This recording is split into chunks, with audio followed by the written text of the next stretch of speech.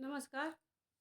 आज का हमारा यह वीडियो भक्ति काल के 201 प्रश्न से शुरू है और इस वीडियो में और जो हमारी ये सीरीज चल रही है, हिंदी की जितनी भी परीक्षाएं होती हैं उन सारी परीक्षाओं की PYQ को सॉल्व कर रहे हैं। तो यह सभी हिंदी की सभी परीक्षा की वीडियो है, इसीलिए यह सभी परीक्षा के लिए महत्वपूर्ण है। हिंदी की जितनी भी परीक्षाएं होती हैं ये सारी परीक्षाओं के लिए महत्वपूर्ण है और सारी परीक्षाओं के प्रश्न हैं। तो वीडियो को अंत तक देखिएगा क्योंकि इसमें सारे प्रश्न इम्पोर्टेंट हैं। अगर जो आपको लगे कि प्रश्न आसान हैं तो तब भी आप वीडियो को स्किप मत करिएगा। अगर जो वो प्रश्न आपको आ रहा है तो वीडियो आगे बढ़ा करके आप देख लीजिएगा, क्योंकि कौन सा प्रश्न आसान है कौन सा कठिन है यह नहीं पता चलता कि आने वाला प्रश्न कैसा है। तो इसलिए वीडियो को पूरा देखिए। आज का प्रश्न है 201 नंबर। अब तक हमने 200 प्रश्नों को हल कर लिए हैं। तो आगे के प्रश्न देखते हैं। निम्नलिखित में से कौन सा कवि सगुण भक्ति धारा का कवि नहीं है? इसमें सगुण भक्ति धारा का कवि पूछा जा रहा है कि कौन सा नहीं है। सूरदास, कुतुबन, रसखान, नंददास। सही उत्तर हो जाएगा कुतुबन। कुतुबन सगुण भक्ति धारा के कवि नहीं हैं, बल्कि यह निर्गुण भक्ति धारा के प्रेमाश्रयी शाखा के कवि हैं। आगे प्रश्न है, जायसी के पद्मावत में पद्मावती कहाँ की राजकुमारी थी? सिंघलदीप, नागदेश, अवंतिका, चित्तौड़। सही उत्तर हो जाएगा सिंघलदीप। जायसी की पद्मावती कहाँ की राजकुमारी थी? सिंघलदीप के। और जायसी भक्ति काल के प्रेमाश्रयी शाखा के बहुत ही महत्वपूर्ण कवि हैं। इनका पद्मावत बहुत ही प्रसिद्ध महाकाव्य है और उसे हिंदी की अनुपम निधि माना गया है। यह जो प्रतीकार्थक है, इसमें जो पात्र हैं वह किसी न किसी के प्रतीक हैं। यहाँ के पात्रों को हम प्रतीक देखेंगे। जो रतन सेन हैं वह मन और आत्मा के प्रतीक हैं। सिंघलदीप हृदय का प्रतीक है। पद्मावती सात्विक बुद्धि या परमात्मा का प्रतीक है। नागमती सांसारिक बुद्धि या दुनिया धंधा का प्रतीक है। अलाउद्दीन सांसारिक माया का प्रतीक है। हीरामन तोता गुरु का प्रतीक है और राघव चेतन शैतान का प्रतीक है। इन प्रतीकों से भी प्रश्न आ जाते हैं और आए हुए हैं, इसीलिए जितने भी प्रतीक हैं यह सारे महत्वपूर्ण हैं और इन प्रतीकों को आप या तो याद कर लीजिए या तो अपने जो नोट्स बनाते हैं उसमें ऐड कर लीजिए।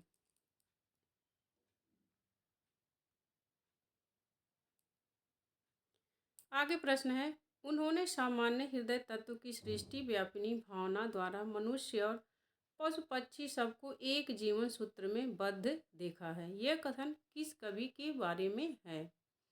जितने भी कथन रहते हैं मोस्ट इम्पोर्टेंट होते हैं, तो उसको दो तरीके से याद करना है।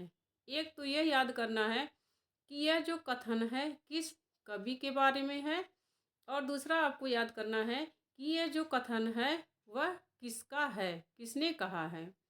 तो उन्होंने सामान्य हृदय तत्व की सृष्टि व्यापिनी भावना द्वारा मनुष्य और पशु पक्षी सबको एक जीवन सूत्र में बद्ध देखा है। यह कथन किस कवि के बारे में है? तुलसीदास, सूरदास, जायसी, घनानंद। सही उत्तर हो जाएगा जायसी। यह जायसी के बारे में कथन है और यह शुक्ल जी का कथन है जायसी के बारे में। तन चितौर मन राजा कीन्हा, ही सिंघल बुद्धि पद्मिन चिन्हा। गुरु सुआ जे पंथ दिखावा, बिन गुरु जगत को निर्गुण पावा। उक्त पंक्तियों में पद्मावत की कौन सी विशेषता परिलक्षित होती है? जितने भी विशेषता वाले प्रश्न हैं यह मोस्ट इम्पोर्टेंट हैं। यह दो तरीके से दे सकते हैं, या तो एक विशेषता को दे देगा और पूछेगा यह किस किस काव्य की विशेषता है, या तो कूट में मिलाने के लिए दे देगा। तो सारी रचनाओं की विशेषताएं बहुत ही महत्वपूर्ण हैं। पहला है विरह का अतिरंजित वर्णन। दूसरा है अलौकिक प्रेम द्वारा लौकिक प्रेम द्वारा अलौकिकता का संकेत। नारी विषयक अनुदात्त अवधारणा। डी धार्मिक असहिष्णुता। तो सही उत्तर हो जाएगा बी लौकिक प्रेम द्वारा अलौकिकता का संकेत। यह पद्मावत की विशेषता है। इनमें से अवधि की प्रारंभिक कृति मानी जाती है चंदायन, मधुमालती, मृगावती, चित्रावली। सही उत्तर हो जाएगा चंदावन। चंदायन मुल्ला दाऊद की रचना है और इसे सूफी काव्य परंपरा का पहला काव्य ग्रंथ माना जाता है। और जो मुल्ला दाऊद हैं इन्हें सूफी काव्य परंपरा का पहला कवि माना जाता है। चंदायन को लोर कहा या लोक कथा नाम से किसने संबोधित किया है? रामस्वरूप चतुर्वेदी, नामवर सिंह, माता प्रसाद गुप्त, गणपति चंद्र गुप्त। सही उत्तर हो जाएगा डॉक्टर माता प्रसाद गुप्त ने चंदायन को लोर कहा या लोक कथा नाम से संबोधित किया है। जायसी नागमती वियोग खंड में 12 मासा का प्रारंभ किस माह से किया है? चैत्र, बैसाख, ज्येष्ठ, आषाढ़। सही उत्तर हो जाएगा आषाढ़। नागमती वियोग वर्णन को जायसी ने आषाढ़ महीने से शुरू किया और उसका पहला ही पद है कि चढ़ा आषाढ़ गगन घन गाजा, नाथ बिन को मोर मंदिर छावा। माने चढ़ा आषाढ़ गगन घन गाजा। यह 12 मासा शुरुआत का पहला ही है पद आषाढ़ का, नागमती वियोग खंड का।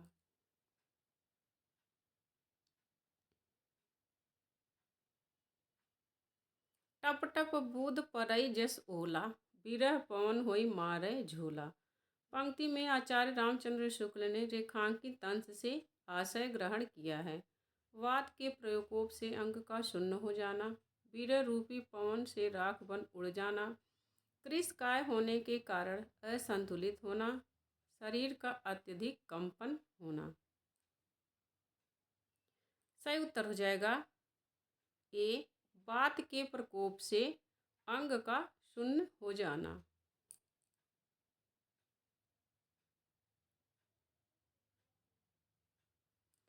पद्मावत हिंदी के सर्वोत्तम प्रबंध काव्यों में है। ठेठ अवधी भाषा के माधुर्य भावों की गंभीरता की दृष्टि से यह काव्य निराला है। पद्मावत के बारे में यह कथन किस विद्वान का है? नामवर सिंह, रामविलास शर्मा, विजय देव नारायण शाही, रामचंद्र शुक्ल।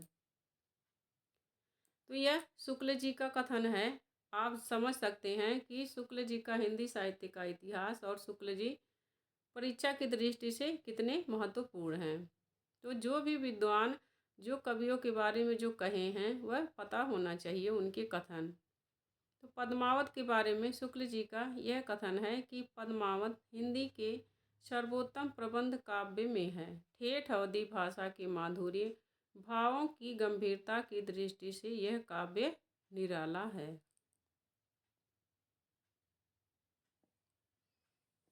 निम्न में से किस महाकाव्य को अवधी भाषा का प्रथम महाकाव्य माना जाता है? अनुराग बांसुरी, मृगावती, पद्मावत, आखिरी कलाम।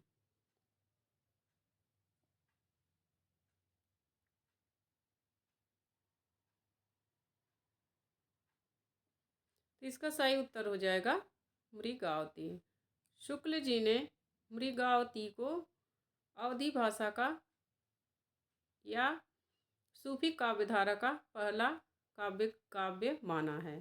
तो निम्न में से किस महाकाव्य को अवधी भाषा का प्रथम महाकाव्य माना जाता है? अनुराग बांसुरी, मृगावती, पद्मावत, आखिरी कलाम। में करेक्ट आंसर हो जाएगा मृगावती। और शुक्ल जी ने मृगावती को पहला काव्य माना है और कुतुबन को पहला कवि।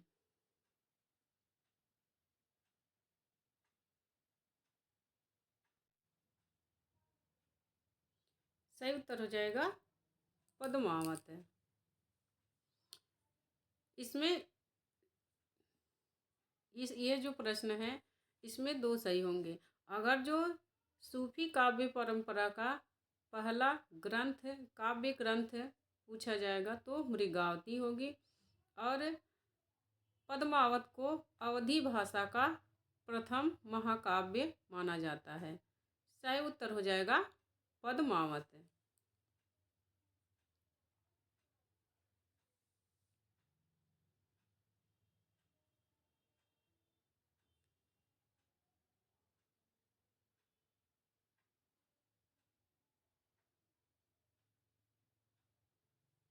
पद्मावत में कुल कितने खंड हैं? 50, 55, 57, 58। सही उत्तर हो जाएगा 57। पीयूषो कहु संदेशड़ा, हे भौरा हे काग, सो धन बिरहे जरि मुई, तहिक धुआं हम ही लाग। इसमें भौरे व काग को अलग अलग संबोधित करने की व्याख्या के प्रसंग में आचार्य शुक्ल का कथन है। तो यह जो काव्य पंक्तियाँ हैं यह जायसी की पद्मावत की काव्य पंक्तियाँ हैं। यह नागमती वियोग खंड से ली गई हैं। नागमती पशु पक्षियों के द्वारा संदेशा भिजवाती है, और वही इसमें वर्णित हुआ है कि पीयूषो कहु संदेशड़ा, हे भौरा हे काग, सो धन बिरहे जरि मुई, तहिक धुआं हम ही लाग। तो शुक्ल जी के अनुसार इसमें भौरे और काग को अलग अलग क्यों संबोधित किया गया है? पहला है यह अलंकार का प्रभाव है। दूसरा है रंग की समानता से यही संभव है। सी आवेग की दशा में यही उचित है। छंद की पद पूर्ति हेतु किया गया है। सही उत्तर हो जाएगा आवेग की दशा में यही उचित है।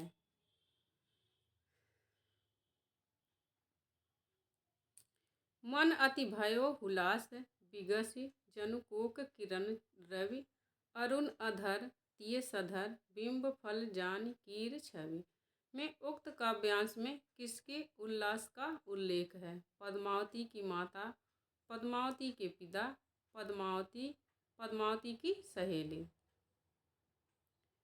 सही उत्तर हो जाएगा पद्मावती। इसमें पद्मावती के उल्लास का उल्लेख है।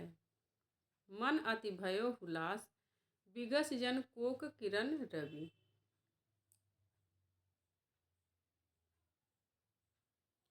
पद्मावत किस भाषा में लिखा गया है? खड़ी बोली, हिंदी, अवधी, राजस्थानी, ब्रजभाषा। सही उत्तर हो जाएगा अवधी। पद्मावत अवधी भाषा में लिखा गया है। ज्ञानदीप नामक प्रेमाख्यानक काव्य की नायिका कौन है? कामायनी, उर्मिला, देवयानी, मुग्धा।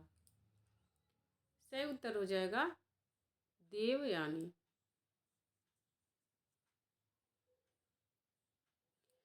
ज्ञानदीप नामक प्रेमाख्यानक काव्य की नायिका कौन है? देवयानी।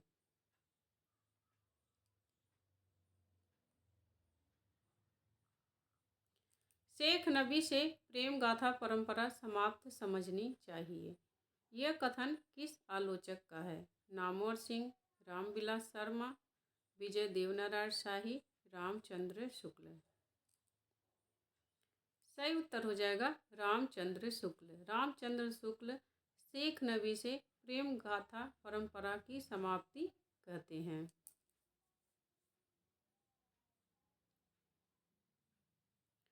निम्नलिखित में से जायसी के पद्मावत में प्रयुक्त छंद है? दोहा सोरठा, सोरठा दोहा, दोहा सोरठा, दोहा चौपाई, चौपाई सोरठा। सही उत्तर हो जाएगा चौपाई दोहा। जायसी के पद्मावत में प्रयुक्त छंद है चौपाई दोहा। हिंदी प्रेमाख्यान काव्य परंपरा से संबंधित असंगत कथन है। निर्विवाद रूप से सभी प्रेमाख्यान तत्सम शब्दावली प्रधान अवधी भाषा में रचित हैं। बी ए काव्य प्रबंधात्मक शैली में रचित हैं। सी इनके पात्र मुख्यतः 2 श्रेणियां मसनवी और मानवेतर के हैं। डी, इन कवियों की मूल भावना प्रेम है। सही उत्तर हो जाएगा ए, निर्विवाद रूप से सभी प्रेमाख्यान तत्सम शब्दावली प्रधान अवधी भाषा में रचित हैं। यह गलत है, बल्कि जितने भी प्रेमाख्यान काव्य हैं वह ठेठ अवधी भाषा में लिखे गए हैं।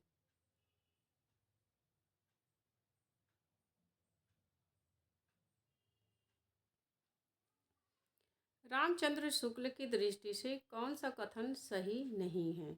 अखरावट में वर्णमाला के एक एक अक्षर को लेकर सिद्धांत संबंधित चौपाइयाँ कही गई हैं। बी, आखिरी कलाम में कयामत का वर्णन है। सी, पद्मावत में प्रेम गाथा की परंपरा पूर्ण प्रौढ़ता को प्राप्त मिलती है। डी, पूर्णतया पद्मावत पूर्णतया ऐतिहासिक तथ्यों पर आधारित है। सही उत्तर हो जाएगा डी। यह गलत है कि पद्मावत पूर्णतया ऐतिहासिक तथ्यों पर आधारित है। यह गलत कथन है, बल्कि पद्मावत में का पूर्वार्ध काल्पनिक है और उत्तरार्ध ऐतिहासिक है। तो पद्मावत से यह भी प्रश्न पूछता है कि पद्मावत का कौन सा भाग ऐतिहासिक है, कौन सा काल्पनिक है। तो करेक्ट आंसर हो जाएगा पद्मावत का पूर्वार्ध भाग काल्पनिक है और उत्तरार्ध भाग ऐतिहासिक है।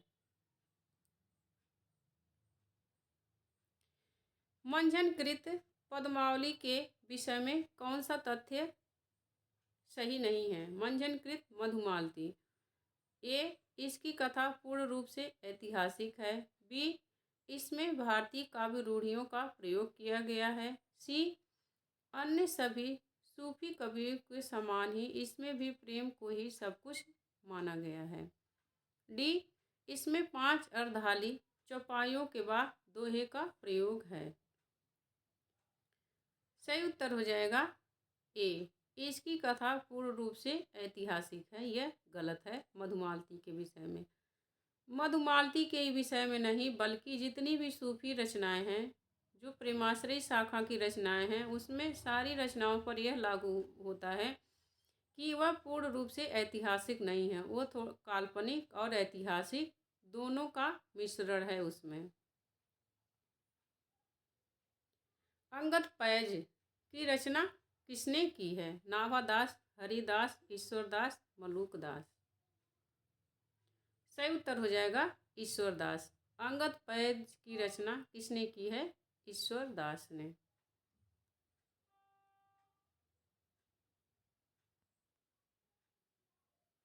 मृगावती के रचनाकार हैं मंझन, आलम, कुतुबन, मुल्ला दाऊद। सही उत्तर हो जाएगा कुतुबन। मृगावती के रचनाकार हैं कुतुबन।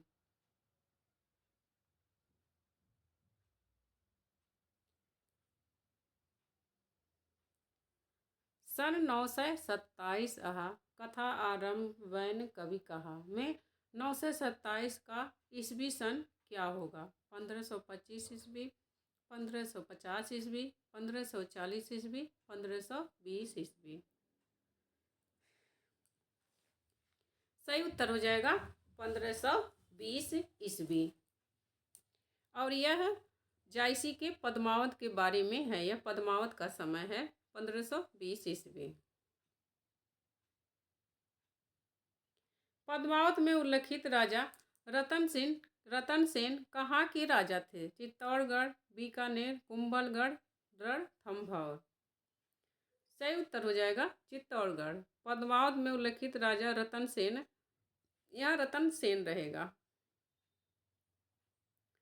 रतन सेन कहाँ के राजा थे? चित्तौड़गढ़ के। मुल्ला दाऊद की भाषा है पश्चिमी परंपरा से संपृक्त शैली साहित्य का अवधि, पहाड़ी मिश्रित अवधि, ठेठ अवधि। सही उत्तर हो जाएगा ठेठ अवधि। सूफी साधना के 4 पड़ाव में इनमें से कौन सा नहीं है? शरीयत, तरीकत, मलकत, मारिफत। सही उत्तर हो जाएगा मलकत। सूफी साधना के 4 पड़ाव में मलकत नहीं है और यह तीनों हैं और चौथा है हकीकत।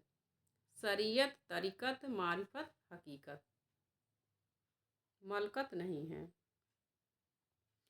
सूफी कवि नूर मोहम्मद की रचना का नाम है मधुमालती, अनुराग बांसुरी, चंद्रावती, सत्यवती कथा। सही उत्तर हो जाएगा अनुराग बांसुरी। राघव चेतन इनमें से किस सूफी काव्य का पात्र है? मधुमालती, मृगावती, पद्मावत, चंदायन। सही उत्तर हो जाएगा पद्मावत। राघव चेतन पद्मावत का पात्र है और यह शैतान का प्रतीक है। सूफी काव्य परंपरा की सर्वश्रेष्ठ रचना है मधुमालती, मृगावती, चंदायन, पद्मावत। सही उत्तर हो जाएगा पद्मावत। पद्मावत सूफी काव्य परंपरा की सर्वश्रेष्ठ कृति है।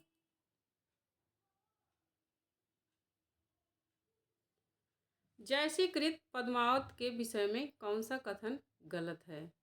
तुलसी कृत मानस के अनुकरण पर जायसी ने भी इसमें दोहा चौपाई शैली अपनाया है। बी, यह एक प्रेमाख्यानक काव्य है। सी, इसकी भाषा ठेठ अवधी है। डी, इसमें नागमती का वियोग वर्णन प्रवासजन्य विरह वर्णन के अंतर्गत आता है। सही उत्तर है तुलसी कृत मानस के अनुकरण पर जायसी ने भी इसमें दोहा चौपाई शैली अपनाया है, यह गलत है। बल्कि पद्मावत में जायसी ने मसनवी शैली के आधार पर उन्होंने 7 दोहों पर 1 चौपाइयाँ रखी हैं। दोहा चौपाई का उनका है। कौन निजामुद्दीन चिश्ती की शिष्य परंपरा में हाजी बाबा के शिष्य थे? मंझन, कुतुबन, जायसी, उस्मान।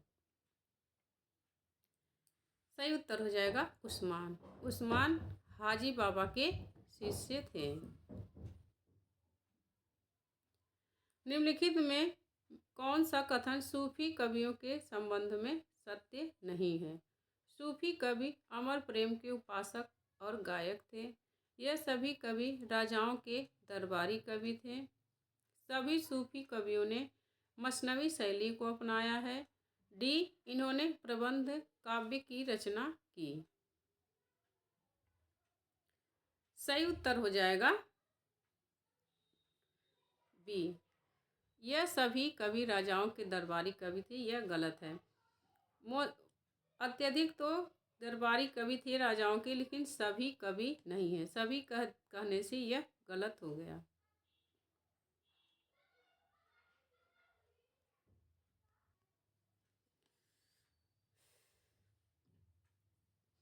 पद्मावत की काव्यगत विशेषताओं की सृष्टि से कौन सा विकल्प असंगत है? यह मोस्ट इम्पोर्टेंट प्रश्न में आप इसको लिख लीजिए, क्योंकि इसमें जितने भी ऑप्शन हैं 5 ऑप्शन हैं, केवल 1 गलत है और 4 ऑप्शन सही हैं।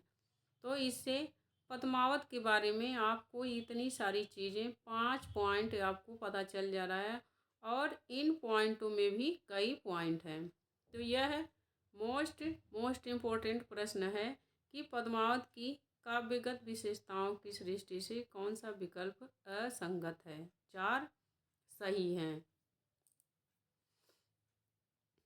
पहला है नक्सिक वर्णन, लोक सामान्य, भावभूमि, प्रतीकात्मकता। बी, 12मासा, इतिहास और कल्पना का योग, मार्मिकता। सी, नगर वर्णन, लोकोत्तर भावना, सर्गों में विभाजन।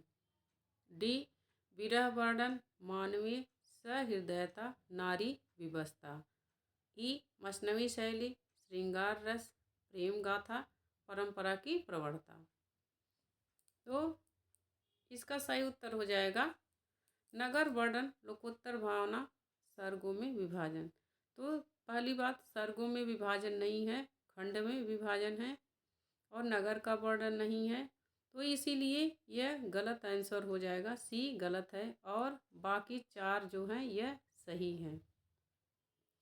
पद्मावत के बारे में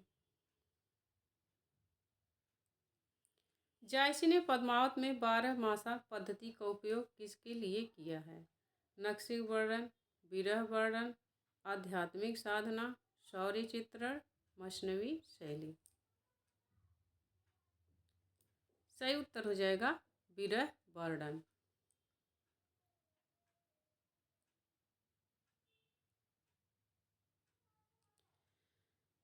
सूफी प्रेमाख्यानक काव्य के संदर्भ में इनमें से कौन सा कथन असत्य है? ए, आचार्य शुक्ल के अनुसार प्रेमाख्यानक काव्य में नायिका की अपेक्षा नायक के विरह को अधिक महत्व दिया गया है। बी, सूफी काव्य अधिकांशतः मुक्तक रूप में लिखे गए थे। सी, सूफी काव्य में कथानक रूढ़ियों का प्रयोग मिलता है। डी, सूफी काव्य में ऐतिहासिकता, अनऐतिहासिकता, पात्रों की गाथाओं के साथ साथ रचयिताओं की कल्पना शक्ति का योग भी न्यूनाधिक मात्रा में रहा है। मोस्ट इम्पॉर्टेंट चौथा है। तो इसमें सूफी प्रेमाख्यानक काव्य में के संदर्भ में कौन सा कथन असत्य है? तो इसका बी पॉइंट असत्य हो जाएगा कि सूफी काव्य अधिकांशतः मुक्तक रूप में लिखे गए। यह गलत है, बल्कि सूफी काव्य अधिकांशतः महाकाव्य या प्रबंध काव्य में लिखे गए हैं।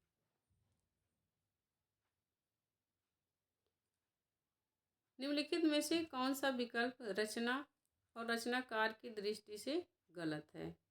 मृगावती कुतुबन, पद्मावत मलिक मोहम्मद जायसी, मधुमालती मंजन, आखिरी कलाम मुल्ला दाऊद। सही उत्तर हो जाएगा डी, आखिरी कलाम मुल्ला दाऊद की रचना नहीं बल्कि मलिक मोहम्मद जायसी की रचना है।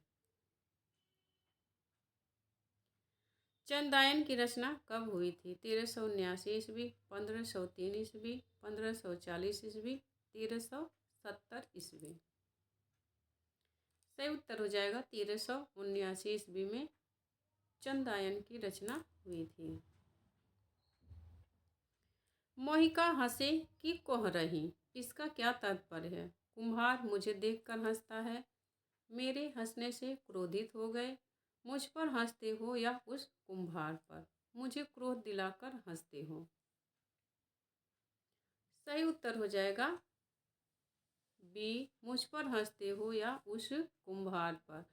मोहिका हंसे कि कोह रही, यह जायसी की काव्य पंक्तियां हैं कि मुझ पर हंसते हो या कुम्हार पर। यह जायसी की काव्य पंक्तियां जब वो शेर शाह के दरबार में जाते हैं तो क्योंकि जायसी कुरूप थे और काने थे, इसलिए वहाँ पर दरबार के सब लोग और राजा हंस देते हैं।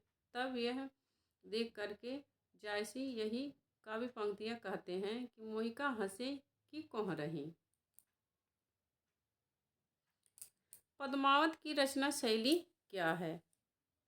मुक्त गीतात्मक शैली, संगीत प्रबंध काव्य की सर्गबद्ध शैली, लोकगीतों की शैली, फारसी की मसनवी शैली। पद्मावत की फारसी की मसनवी शैली है। जैसी की काव्य भाषा थी अवधी, खड़ी बोली, ब्रज, राजस्थानी। सही उत्तर हो जाएगा ए, अवधी। नागमती वियोग खंड से संबंधित कौन सा कथन सही नहीं है? जायसी ने 12 मासा के रूप में नागमती के वियोग का मार्मिक चित्रण किया है। यह वियोग प्रवासजन्य विरह के अंतर्गत आता है। यह वियोग चैत्र मास से प्रारंभ होता है। इस खंड में पक्षियों के माध्यम से संदेश भेजने का भी उल्लेख जायसी ने किया है, जैसे पीयूषो कहू संदेशड़ा, हे भौरा हे काग। तो इसका सी करेक्ट आंसर है। यह वियोग चैत्र मास से आरंभ होता है, यह गलत है, बल्कि आषाढ़ मास से आरंभ होता है। और पहले बी है जो यह वियोग प्रवास जन्य विरोह है, विरह है। तो इसमें नागमती जो रतन सेन है उनकी पत्नी रहती हैं, तो जब पति पत्नी अलग होते हैं तो उस वियोग को प्रवास जन्य विरह कहते हैं, जब पति पत्नी को छोड़कर कहीं दूर चला जाता है। यहाँ पर जायसी की रचनाएं हैं अखरावट, आखिरी कलाम, चित्ररेखा, कहरनामा, मसलनामा, कन्हावत। अखरावट और आखिरी कलाम तो प्रसिद्ध रचनाएं हैं, तो सब जानते हैं, लेकिन यह उतनी प्रसिद्ध नहीं है। चित्ररेखा, कहरनामा, मसलनामा, कन्हावत, तो यह सब भी जानना जरूरी है कि उनकी कौन कौन सी रचनाएं हैं जो कम प्रसिद्ध हैं और जो प्रसिद्ध हैं।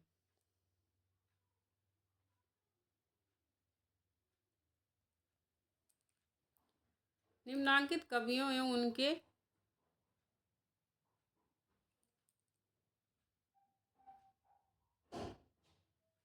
निम्नांकित कवियों एवं उनसे संबंधित पंक्तियों को जो कौन सा युग्म है जो असंगत है।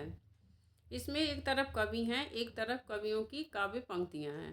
तो इसमें यह बताना है कि कौन सी काव्य पंक्तियां किस कवि की नहीं हैं। जैसी चढ़ा आषाढ़ गगन घन गाजा, सूरदास भज मन चरण कमल अविनाशी, कबीर आखड़ियाँ झाई पड़ी पंथ निहार निहार, बिहारी अजब तरयोना ही रहो श्रुति श्रेवत इक रंग।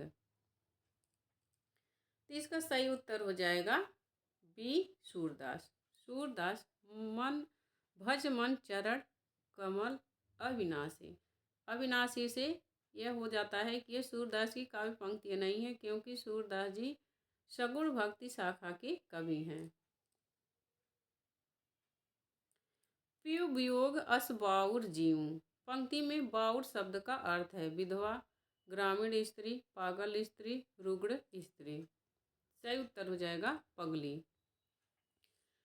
यह है जायसी की पद्मावत की नागमती वियोग खंड की काव्य पंक्तियां हैं। नागमती कहती हैं कि पियु वियोग अस बाउर जीऊँ, तो यह नागमती वियोग खंड की काव्य पंक्तियां हैं। बाउर का अर्थ होता है पगली। कुतुबन किस बादशाह के आश्रित थे? अहमद शाह, हुसैन शाह, कुतुब शाह, शेर शाह। सही उत्तर हो जाएगा हुसैन शाह। कुतुबन हुसैन शाह के आश्रित कवि थे। जायसी किस बादशाह के आश्रित कवि थे? अहमद शाह, हुसैन शाह, कुतुब शाह, शेर शाह। सही उत्तर हो जाएगा शेर शाह। जायसी शेर शाह के आश्रित कवि थे। जायसी ने पद्मावत में किस बादशाह की प्रशंसा की है? अहमद शाह, बाबर, कुतुब शाह, शेर शाह। तो सही उत्तर हो जाएगा शेर शाह। जायसी ने पद्मावत में शेर शाह की प्रशंसा की है। और जो पद्मावत है, जब शेर शाह की प्रशंसा की है तो पद्मावत शेर शाह के समय में ही लिखा गया था। जो फारसी की मसनवी शैली होती है उसमें जब रचना लिखी जाती है तो उस समय के राजा और भगवान जो की प्रशंसा की जाती है, तो पद्मावत शेर शाह के समय में लिखा गया था। पद्मावत में गुरु का प्रतीक कौन है? पद्मावती, सुगा, रतन सेन, नागमती। तो हीरामन तोता गुरु का प्रतीक है। पद्मावत के रतन सिंह, यह सेन रहेगा। पद्मावत के रतन सेन की पत्नी का नाम क्या है? कमलावती, नागमती, वेदवती, मृगावती। सही उत्तर हो जाएगा नागमती। रतन सेन की पहली पत्नी थी नागमती। ओहि मिलान जो पहुँचे कोई, तब हम कह पुरुष भल होई। काव्य पंक्तियाँ किस कवि और किस रचना की हैं? ओहि मिलान जो पहुँचे कोई, तब हम कह पुरुष भल होई। पद्मावत जायसी, मृगावती कुतुबन, अखरावट जायसी, मधुमालती मंझन। सही उत्तर हो जाएगा पद्मावत जायसी। यह पद्मावत की काव्य पंक्तियाँ हैं और जायसी की हैं। छार उठाए लीन एक मुठी, दीन उड़ाए पृथ्वी झूठी। यह पंक्ति किस ग्रंथ से ली गई है? मधुमालती, मृगावती, पद्मावत, चंदायन। सही उत्तर हो जाएगा पद्मावत। यह पद्मावत की काव्य पंक्तियां हैं। आचार्य रामचंद्र शुक्ल प्रेमाख्यान परंपरा की पहली रचना किसे मानते हैं? सत्यवती कथा, चंदायन, मृगावती, हंसावली। सही उत्तर हो जाएगा मृगावती। अलग अलग विद्वानों ने अलग अलग रचनाएं मानी हैं, तो यहाँ पर हम सारे विद्वानों की रचनाएं देख लेते हैं। आचार्य शुक्ल ने मृगावती को सूफी प्रेमाख्यान परंपरा की पहली रचना माना है और कुतुबन को पहला कवि माना है। राम कुमार वर्मा मुल्ला दाऊद को पहला कवि और उनकी रचना चंदायन को पहली रचना मानते हैं। गणपति चंद्रगुप्त असाइद को सूफी काव्य परंपरा का पहला कवि और उनकी रचना हंसावली को पहली रचना मानते हैं। हजारी प्रसाद द्विवेदी ईश्वर दास को सूफी काव्य परंपरा का पहला कवि मानते हैं और उनकी रचना सत्यवती कथा को सूफी काव्य परंपरा की पहली रचना मानते हैं। तो यह मोस्ट इम्पोर्टेंट है कि कौन सी रचना को किस कवि को, इससे संबंधित प्रश्न जरूर पूछता है पेपर में। कभी कभी रचना पूछ लेता है, जैसे इसमें पूछा, यह परीक्षा में आया हुआ है कि शुक्ल जी ने प्रेमाख्यान परंपरा की पहली रचना किसे माना है? मृगावती। और ये भी पूछ लेगा कि किस कवि को माना है? कुतुबन। ऐसे ही इन सब से भी पूछ लेगा कि राम कुमार वर्मा ने सूफी काव्य परंपरा की पहली रचना किसे माना है? चंदायन। या पहला कवि किसे माना है? मुल्ला दाऊद। तो यह सारे इम्पोर्टेंट है, आप इसे लिख सकते हैं। मलिक मोहम्मद जायसी के गुरु का क्या नाम था? शेख चिश्ती, शेख तकी, शेख मोहिदी, शेख कलाम। सही उत्तर हो जाएगा शेख मोहिदी। मलिक मोहम्मद जायसी के गुरु का नाम था शेख मोहिदी। नूर मोहम्मद किस बादशाह के समकालीन थे? मोहम्मद शाह, बाबर, कुतुब शाह, शेर शाह। सही उत्तर हो जाएगा मोहम्मद शाह। नूर मोहम्मद शाह बादशाह के समकालीन थे।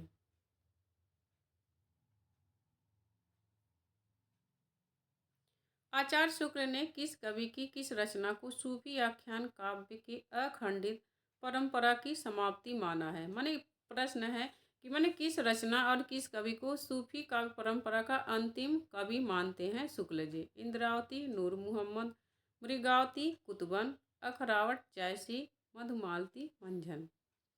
सही उत्तर हो जाएगा ए, इंद्रावती नूर मोहम्मद। नूर मोहम्मद को अंतिम कवि मानते हैं और उनकी रचना इंद्रावती को अंतिम सूफी काव्य रचना मानते हैं। निम्नलिखित में से कासिम शाह की रचना है? हंस जवाहिर, सत्यवती कथा, मृगावती, चित्रावली। सही उत्तर हो जाएगा हंस जवाहिर। कासिम शाह की रचना है हंस जवाहिर। रामचंद्र शुक्ल ने प्रेमाख्यान काव्य शाखा का प्रथम कवि किसे माना है? मंझन, आलम, कुतुबन, मुल्ला दाऊद। तो देखो कुतुबन पूछ लिया गई है। इस वीडियो में जितने भी प्रश्न हैं सारे किसी न किसी परीक्षा में पूछे गए प्रश्न हैं। निम्नलिखित में से कौन सा कथन पद्मावत के बारे में सही नहीं है? इसमें प्रेम के लोकधर्मी स्वरूप का चित्रण हुआ है।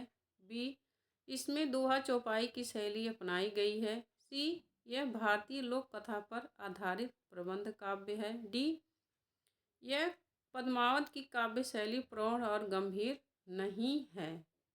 सही उत्तर हो जाएगा डी।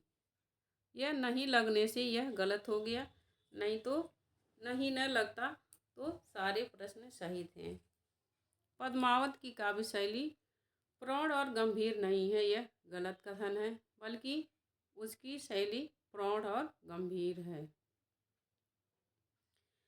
भक्तिकालीन किस काव्यधारा में परमात्मा को स्त्री तथा आत्मा को पुरुष के रूप में चित्रित किया गया है?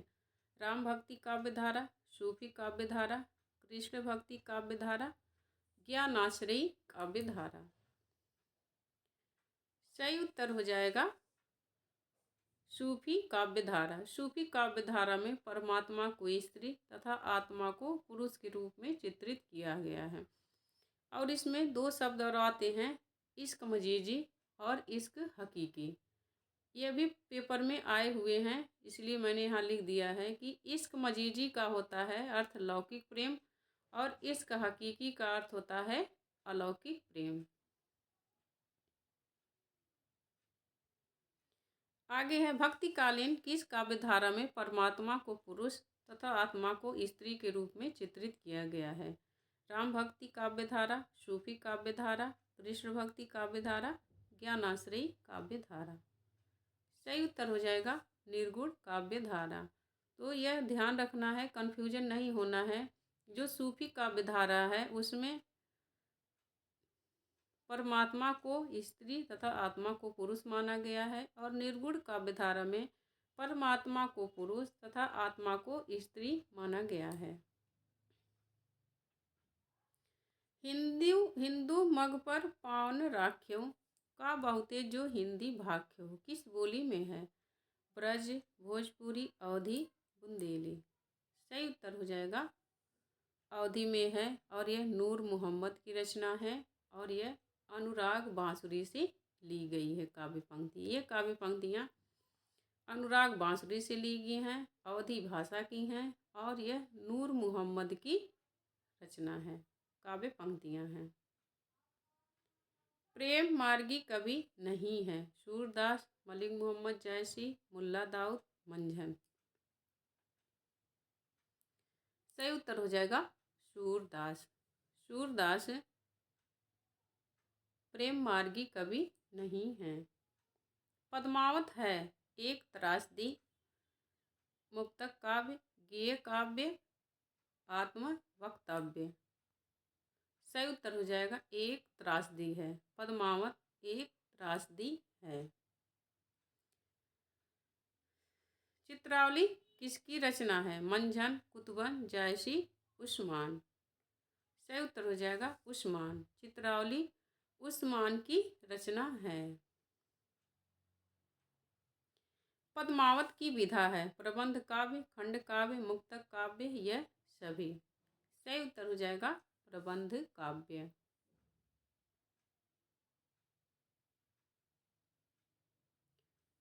निम्नलिखित में से ज्ञान दीप का रचनाकार कौन है? उस्मान, कासिम शाह, नूर मोहम्मद, शेख नबी। सही उत्तर हो जाएगा शेख नबी।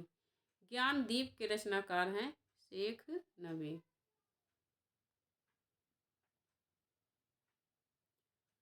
भक्तिकालीन सूफी काव्य धारा की विशेषताओं के संदर्भ में निम्नलिखित में से एक विशेषता गलत है, उस गलत विशेषता को चुनिए। इस काव्य धारा के सभी मुसलमान तथा विदेशी थे। बी, इस काव्य धारा के सभी कवियों ने हिंदू प्रेमी प्रेमिकाओं के प्रेम कथा का काव्यात्मक चित्रण प्रस्तुत किया है। सी, इस काव्य धारा के कवियों ने अवधी एवं राजस्थानी में रचनाएं की हैं। डी, इस काव्य धारा के कवियों ने सिर्फ प्रबंध काव्य लिखे हैं। सही उत्तर हो जाएगा इस काव्य धारा के सभी कवि मुसलमान तथा विदेशी थे। यह सूफी काव्य परंपरा के बारे में गलत है, बल्कि कई हिंदू कवियों ने भी सूफी रचनाएं लिखी हैं।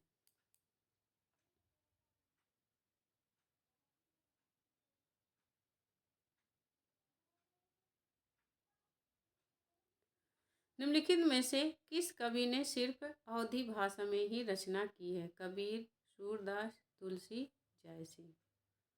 सही उत्तर हो जाएगा जायसी। जायसी ने सिर्फ अवधी भाषा में ही रचना लिखी है। रौजतुल हकायक के रचयिता हैं शेख नबी, कासिम शाह, नूर मोहम्मद, उस्मान। सही उत्तर हो जाएगा नूर मोहम्मद। रौजतुल हकायक के रचयिता हैं नूर मोहम्मद।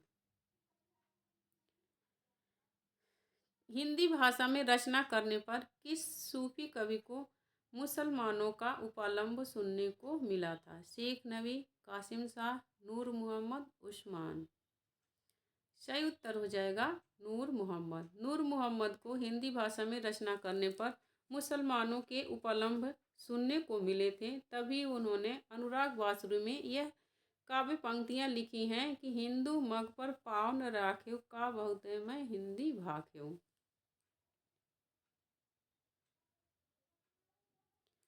निम्नलिखित कवियों में से किसने प्रेमाख्यानक काव्य की रचना नहीं की है? मुल्ला दाऊद, मलिक मोहम्मद जायसी, उस्मान, अब्दुल कादिर।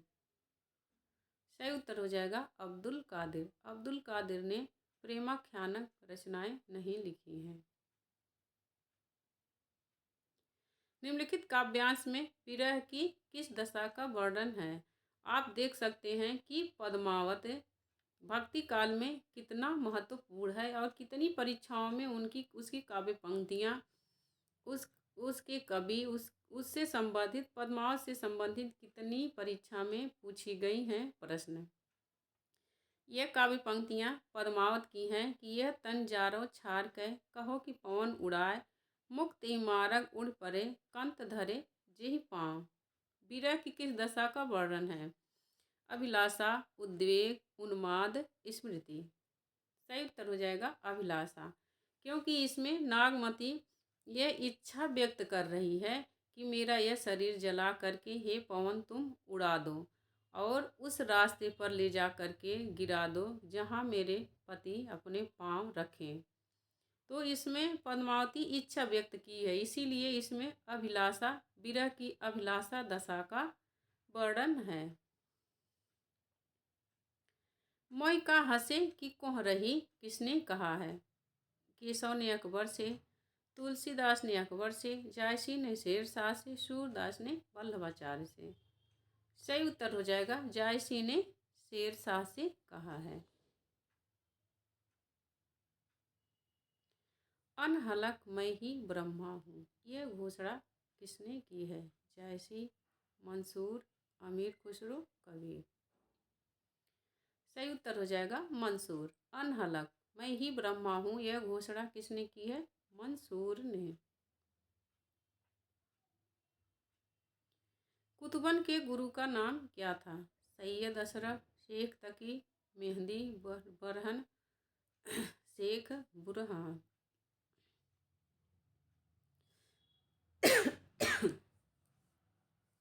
कुतुबन के गुरु का नाम था शेख बुरहान। यह जौनपुर के बादशाह हुसैन शाह के आश्रित थे कुतुबन।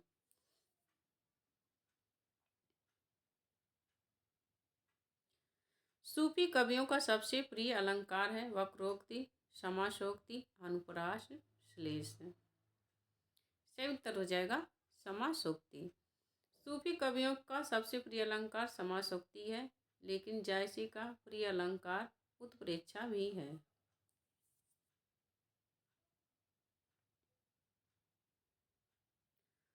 रस रतन के रचयिता हैं जान कवि, पोहकर, शेख नबी, शेख निसार। सही उत्तर हो जाएगा पोहकर। रस रतन के रचयिता हैं पोहकर।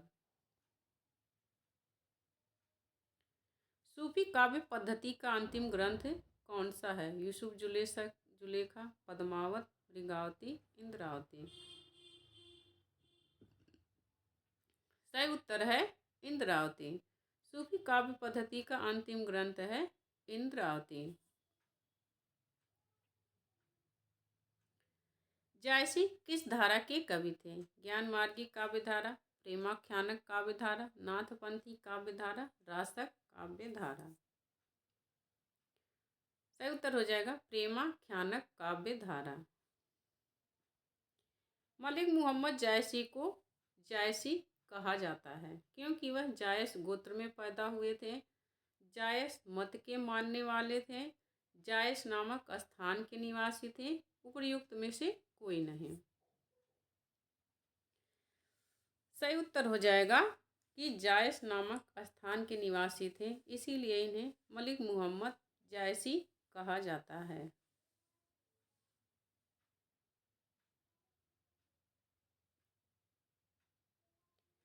जायसी के श्रृंगार में मानसिक पक्ष प्रधान है, शारीरिक गौण। यह कथन किस आलोचक का है? नामवर सिंह, रामविलास शर्मा, विजयदेव नारायण शाही, रामचंद्र शुक्ल। सही उत्तर हो जाएगा रामचंद्र शुक्ल। यह शुक्ल जी का कथन है कि जायसी के श्रृंगार में मानसिक पक्ष प्रधान है, शारीरिक गौण है। साधना की 4 अवस्थाओं शरीयत, तरीकत, मारिफत और हकीकत का संबंध है। ज्ञान मार्ग की साधना से, सूफी साधना से, इस्लाम धर्म साधना से, रीति मुक्त काव्य से। सही उत्तर हो जाएगा सूफी साधना से।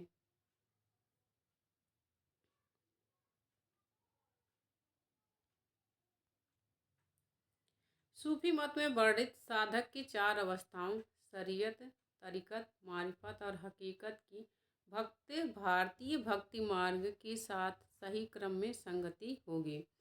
प्रश्न ये पूछ रहा है कि जो सूफी साधना की 4 अवस्थाएं हैं शरीयत, मारिफत, तरीकत, हकीकत, ये हिंदी भक्त साहित्य में भक्त पर भारतीय भक्ति मार्ग में इसका क्या अर्थ होगा? शरीयत का क्या होगा? तरीकत का आचरण, उपासना, सिद्धावस्था, सत्यबोध है। सत्यबोध, आचरण, उपासना, सिद्धावस्था। सी आचरण, उपासना, सत्यबोध, सिद्धावस्था। डी सत्यबोध, उपासना, आचरण, सिद्धावस्था। यह मेरे ख्याल से मोस्ट इम्पोर्टेंट प्रश्न है।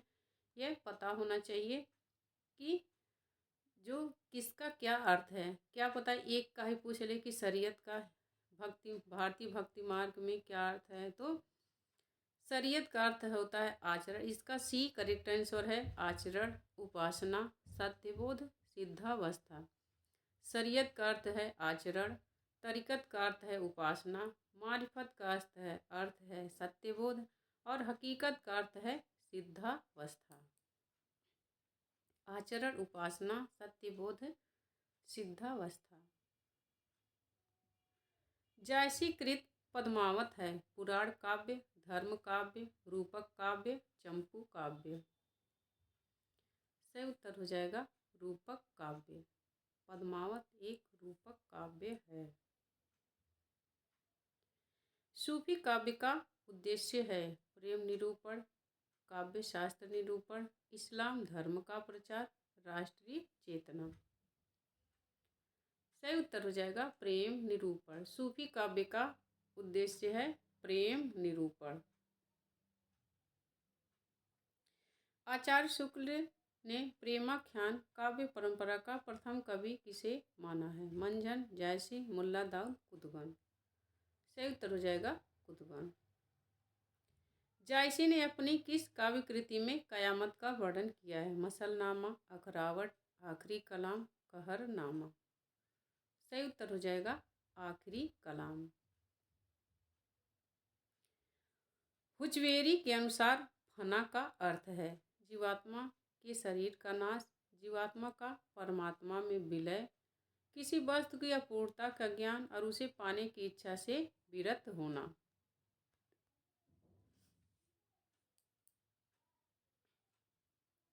सही उत्तर हो जाएगा सी।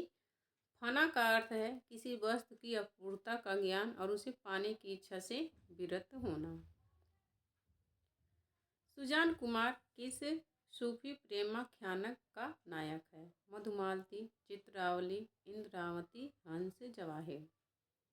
सही उत्तर हो जाएगा चित्रावली। सुजान कुमार चित्रावली का नायक है। मनोहर किस सूफी प्रेमाख्यानक काव्य ग्रंथ का नायक है? मधुमालती, चित्रावली, इंद्रावती, हंस जवाहिर।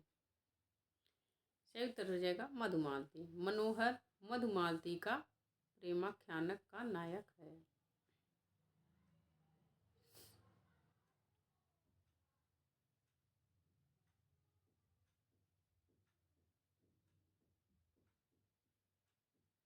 पद्मावत के अनुच्छेदों का नाम है सर्ग, कांड, खंड, अंक। सही उत्तर हो जाएगा खंड।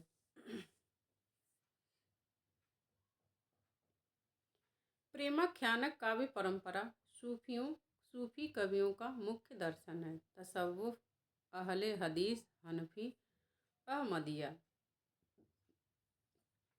सही उत्तर हो जाएगा तसव्वुफ। सूफी प्रेमाख्यानक काव्य परंपरा में आराध्य को प्रायः किस रूप में देखा गया है? गुरु के रूप में, प्रेमी के रूप में, सखा के रूप में, प्रेमिका के रूप में। करेक्ट आंसर हो जाएगा प्रेमिका के रूप में। किस कवि की रचनाओं में भावात्मक रहस्यवाद की अभिव्यक्ति सर्वाधिक हुई है? जयसी, तुलसीदास, सूरदास, माखनलाल चतुर्वेदी। सही उत्तर हो जाएगा जयसी। जयसी की रचनाओं में भावात्मक रहस्यवाद की अभिव्यक्ति अधिक हुई है। पद्मावत को सूफी काव्य मानने से इनकार करने वाले आलोचक इनमें से कौन है? रामचंद्र शुक्ल, हजारी प्रसाद द्विवेदी, विजय देव नारायण शाही, नामवर सिंह। सही उत्तर हो जाएगा विजय देव नारायण शाही। विजय देव नारायण शाही ने पद्मावत को सूफी काव्य मानने से इनकार किया है। कवि कुल जीव निस्तार हित वाल्मीकि तुलसी भयो उक्ति किस कवि द्वारा रचित है? नरहरि, बारहट, ईश्वरदास, अग्रदास, नाभादास।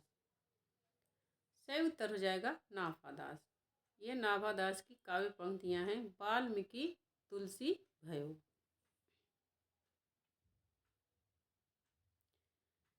निम्नलिखित में राम भक्ति काव्य परंपरा के कवि नहीं हैं? गदाधर भट्ट, नाभादास, तुलसीदास, हृदय राम।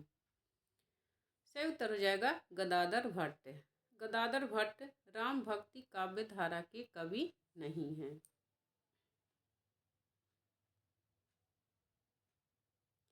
मातु पिता जग जाय तज्यो विधिहु न लिखो कछु भाल भलाई। यह आत्मपरक काव्य पंक्ति इनमें से किस भक्तिकालीन कवि की है?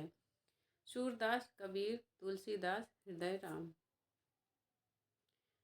सही उत्तर हो जाएगा तुलसीदास। यह मातु पिता जग जाय तज्यो विधिहु न लिखो कछु भाल भलाई, यह तुलसीदास जी की काव्य पंक्तियां हैं और यह कवितावली की काव्य पंक्तियां हैं। गोस्वामी तुलसीदास के भक्ति किस प्रकार की है? सख्य भाव, कांत भाव, दास्य भाव, वात्सल्य भाव। सही उत्तर हो जाएगा दास्य भाव। गोस्वामी तुलसीदास की भक्ति कैसी है? दास्य भाव की है। सूरदास की सखा भाव की है। मीरा की माधुर्य भाव की है।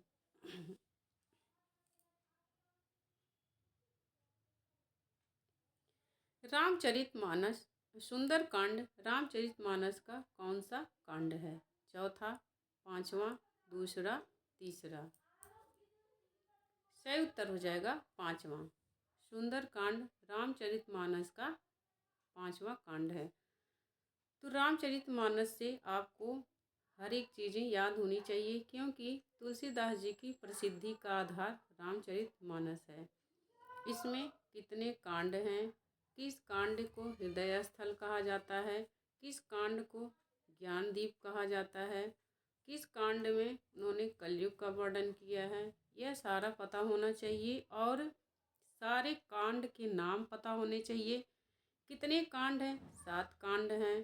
सारे कांड का नाम और क्रम से सारे कांडों का नाम आपको पता होना चाहिए। कभी कभी कांड का क्रम पूछ लेता है, इसमें क्रम पूछा है कि कौन से क्रम पर है सुंदरकांड, तब जब आपको रामचरितमानस के सारे कांड क्रम से याद रहेंगे तभी आप जान पाएंगे कि कौन सा कांड किस नंबर पर है। तो पहला है अयोध्या कांड पहला है अयोध्या कांड, दूसरा है बाल कांड, तीसरा है अरण्य कांड, चौथा है किष्किंधा कांड, पांचवा है सुंदर कांड, छठवां है लंका कांड, सातवां है उत्तर कांड। यह 7 कांड हैं इसके। यहीं पर हमारा यह 100 प्रश्नों का यह वीडियो ख़त्म होता है। यह श्रृंखला और आगे भी चलेगी। जब तक भक्ति काल के सभी प्रश्न हो नहीं जाते हैं, हिंदी की जितनी परीक्षाओं में पूछे गए हैं, तब तक यह हमारी सीरीज चलेगी। और भक्ति काल के ही नहीं, आधुनिक काल के, रीति काल के सारे और आधुनिक काल की सारी विधाओं पर आधारित जितने भी प्रश्न हैं, पूरा प्रश्न खत्म जब तक नहीं होगा तब तक यह हमारी सीरीज चलती रहेगी। तो आप वीडियो देख करके अपनी तैयारी को और मजबूत बनाइए, क्योंकि प्रीवियस ईयर क्वेश्चन हर क्षेत्र से महत्वपूर्ण होते हैं। 20% उसमें से पूछे भी जाते हैं और जो महत्वपूर्ण प्रश्न रहते हैं वही पेपर में आते हैं। इसलिए इस वीडियो के जितने भी प्रश्न हैं सारे मोस्ट इम्पोर्टेंट हैं। तो आप इस वीडियो के आगे के प्रश्नों को पाने के लिए आप हमारे चैनल अर्चना हिंदी साहित्य अध्ययन को सब्सक्राइब करिए। आप सब्सक्राइब करेंगे तो आप तक जैसे ही वीडियो डलेगी उसका नोटिफिकेशन पहुंच जाएगा। अगर जो वीडियो अच्छी लगी हो तो लाइक करिए और चैनल को सब्सक्राइब करिए। मिलते हैं अगले वीडियो में, तब तक के लिए नमस्कार। और अगर जो आप कुछ अपना सुझाव देना चाहते हैं तो आप कमेंट करके बताइए कि क्या कमी है और इस वीडियो में किस कमी को हम दूर कर सकते हैं। आपका सुझाव हमारे लिए सर्वोपरि होगा। तो आप अपने सुझाव दीजिए कि इसमें क्या कमी है, उस कमी को दूर करने की मैं कोशिश करूँगी। तो नमस्कार।